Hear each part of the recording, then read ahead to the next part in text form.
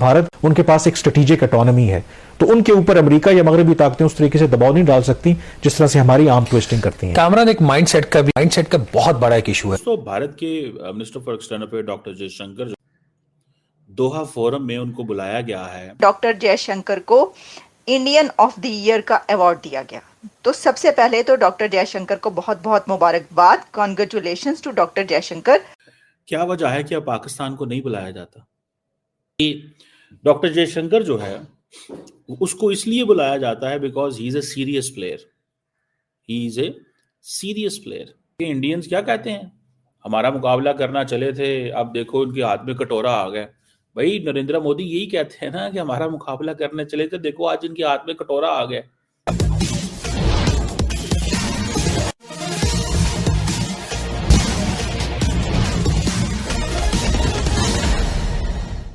दोस्तों, भारत के minister for external affair doctor Jaishankar जो हैं वो इस वक्त कतर में मौजूद हैं to talk on global peace. Doha forum में उनको बुलाया गया है और ये बुलाया इसलिए गया है ताकि दुनिया के जो अमन है उसके हवाले से बात की जाए। क्या वजह है कि अब पाकिस्तान को नहीं बुलाया जाता? क्या वजह है कि पाकिस्तान को नहीं बुलाया जाता? क्यों ऐसे हुआ कि एक वक्त होता था कि पाकिस्तान को हर जगह इनवाइट किया जाता था, हर जगह बुलाया जाता था। आज हमारी लीडरशिप हमें इस मुकाम पे लेके आ गई है कि हमें कोई बुलाता ही नहीं है, हमें कोई इंगेज ही नहीं करता। इसकी क्या वजह है? There is a question. And doctor Jaishankar ने वहां पे क्या बोला, that is also a question for me to to to understand कि ये क्या है। अब मुझे सिर्फ इतना बता दें आप कि डॉक्टर जयशंकर जो है उसको इसलिए बुलाया जाता है because he is a serious player. He is a serious player. Doctor Jaishankar को इंडियन ऑफ द ईयर का अवार्ड दिया गया। तो सबसे पहले तो डॉक्टर जयशंकर को बहुत बहुत मुबारकबाद, कॉन्ग्रेचुलेशंस टू डॉक्टर जयशंकर के जिनको इंडियन ऑफ द ईयर का अवार्ड दिया और उन्होंने एक्सेप्ट किया वो अवार्ड। कॉन्ग्रेट्स। और मैं तो ये समझती हूँ कि डॉक्टर जयशंकर की जो एक्सपर्टीज़ है उनको तो best diplomat of the world का देना चाहिए अवार्ड। इसकी वजह यह है कि देखें, जो दुनिया का कोई भी ऐसा डिप्लोमेट जिसके एरा में उसकी फॉरेन पॉलिसीज़ बेस्ट रही होंगी और उसकी इंडिया की फॉरेन पॉलिसी की तारीफ़ जो है वो पूरी दुनिया करती है। यहाँ तक कि पाकिस्तान के पॉलिटिशियंस भी जब भी मौका मिलता है तो वो ये बात करते रहते हैं कि देखें इंडिया की फॉरेन पॉलिसी देखें। पाकिस्तान के लोग, पाकिस्तान के पॉलिटिशियंस ये बात करते हैं, तारीफ़ करते हैं इंडिया की फॉरेन पॉलिसी की। तो ऑब्वियसली फिर ऐसे फॉरेन मिनिस्टर या एक्सटर्नल अफेयर्स मिनिस्टर को तो अवार्ड मिलना चाहिए बेस्ट डिप्लोमेट और best foreign minister of the world का। भारत के ऊपर उस तरीके की पाबंदियां, या आप कह सकते हैं कि वो आईएमएफ के प्रोग्राम में नहीं है, उनको करंट अकाउंट का कोई खसारे का इशू नहीं है, उन्होंने किसी का उस तरीके से उधार नहीं देना, उनके पास एक स्ट्रेटेजिक ऑटोनॉमी है, तो उनके ऊपर अमेरिका या मगरबी ताकतें उस तरीके से दबाव नहीं डाल सकती जिस तरह से हमारी आर्म ट्विस्टिंग करती हैं। कामरान, एक माइंडसेट का बहुत बड़ा एक इशू है। हमारे जो वज़ीर-ए-आज़म शहबाज शरीफ साहब हैं वो समझते हैं कि दुनिया के जो तमाम मसाइल हैं जो पाकिस्तान से रिलेटेड हैं उसका जो हल है वो फॉरेन कंसल्टेंट्स के पास है। एफबीआर में कंसल्टेंट्स, प्राइम मिनिस्टर ऑफिस में कंसल्टेंट, एसआईएफसी में कंसल्टेंट्स, यहाँ कंसल्टेंट्स, वहाँ कंसल्टेंट्स। तो जिस कौम के वज़ीर-ए-आज़म को अपनी जो कौम है उसकी सलाहियतों पर एतमाद ना हो और हर चीज में वो फॉरेन कंसल्टेंट्स ले, वो मुल्क कैसे आगे चलेगा? ये इसके अंदर बहुत बड़ा सवाल। ही अंडरस्टैंड्स कि दुनिया के अंदर जो इंटरनेशनल सिस्टम है वो चल कैसे रहा है। इंटरनेशनल सिस्टम जो है वो चल कैसे रहा है, वो इस चीज को बड़े अच्छे से जानता है कि दुनिया के अंदर इंटरनेशनल सिस्टम चल कैसे रहा है, भारत की दुनिया के अंदर क्या अहमियत है, इंटरनेशनली क्या चीज होनी चाहिए और क्या नहीं होनी चाहिए। उसको इस चीज का पता है कि मिडल ईस्ट में इंडिया की रेलेवेंस का, उसको पता है कि एशिया के अंदर इंडिया कहाँ पे रेलेवेंट है और इंडिया क्या करना है। उसको ये पता है कि जो इंटरनेशनल सिस्टम में ग्रेट पार्क कंटेस्टेशन हो रही है उसके अंदर where India has to place itself and India is an important player in the Indo Pacific. उसको इन सारी चीजों का पता है। So since he is an important player, they are an important player and Pakistan is an irrelevant and is not an important player. Pakistan irrelevant है और important player नहीं है। इट मीन्स कि इन्होंने सरेंडर कर दिया हुआ है। अब देखें, दोहा फोरम जो है इज एन इम्पोर्टेंट फोरम। हमने अपने आप को इंडिया पे फिक्स कर लिया, जिसकी वजह से हम नाकाम हो गए। हमारी नाकामी जो है, अब देखिए इंडियंस क्या कहते हैं, हमारा मुकाबला करना चले थे, अब देखो उनके हाथ में कटोरा आ गया। भाई नरेंद्र मोदी यही कहते हैं ना कि हमारा मुकाबला करने चले थे, देखो आज इनके हाथ में कटोरा आ गया। कितनी शर्मिंदगी की बात है।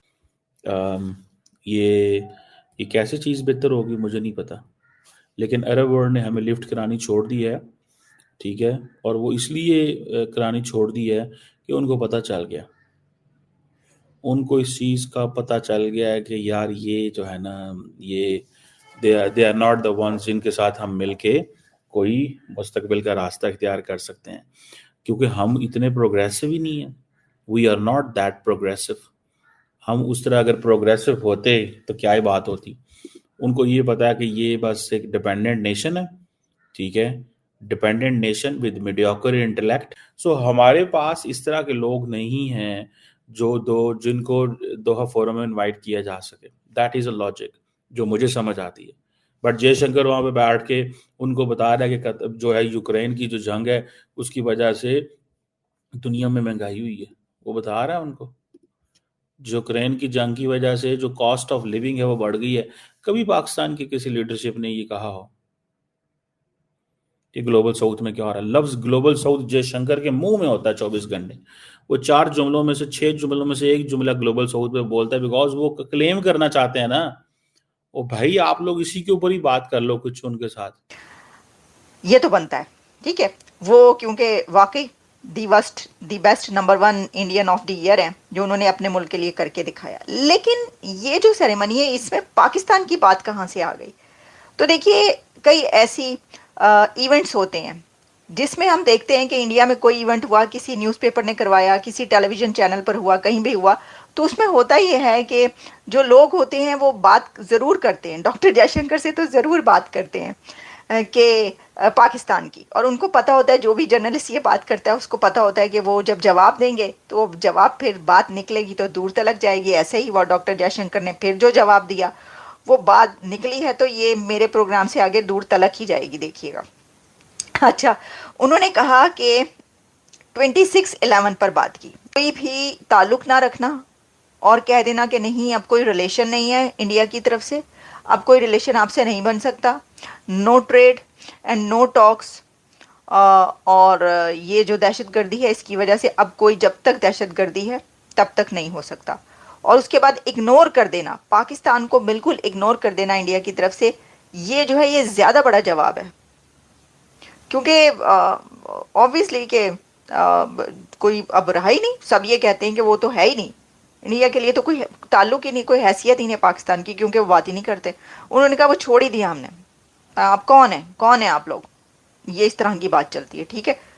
लेकिन इसी सब के दौरान कौन है आप लोग का जवाब भी मिलता रहता है, ये है हम लोग। वो इस तरीके से कि हमें तो ये पता चलता है जनाब के कोई, लेकिन कुछ ऐसे इवेंट्स होते रहते हैं बीच में दोनों कंट्रीज के जो हमें फिर खबरें आती हैं, हमें पता चलता है। वो ऐसे कि इस वक्त पाकिस्तान के अंदर एक समिट हो रही है और वो है मेडिसिन एक्सपर्ट्स, डॉक्टर्स की, मेडिकल प्रोफेशनल्स की, जो एक्सपर्ट्स हैं मेडिसिन के, उनकी ये समिट है। और इसमें इंडियन डॉक्टर्स भी पाकिस्तान पहुंचे हुए हैं। और उन इंडियन डॉक्टर से जब बातचीत हुई है तो उसमें उन्होंने ये कहा है कि Pakistan is as safe as India, जैसे इंडिया। अच्छा, वो किस बात पे, क्या उनसे चैंपियंस ट्रॉफी की बात हुई, इस वजह से उन्होंने ये बात की, तो आपके सामने रखते हैं। रुको आपको बताते हैं। जनाब, जियो न्यूज़ में खबर ये पब्लिश हुई है, भारतीय माहिरीन सेहत ने पाकिस्तान को भारतीयों के लिए महफूज करार दे दिया। अच्छा, सिर्फ सेफ नहीं है बल्कि इंडियंस के लिए सेफ है। आप अगर हमसे जुड़ा रहना चाहते हैं तो कृपया मेरे चैनल को सब्सक्राइब करें तथा बेल आइकन भी दबा दें ताकि नई वीडियो की जानकारी तुरंत आप तक पहुंच जाए। धन्यवाद। जय हिंद।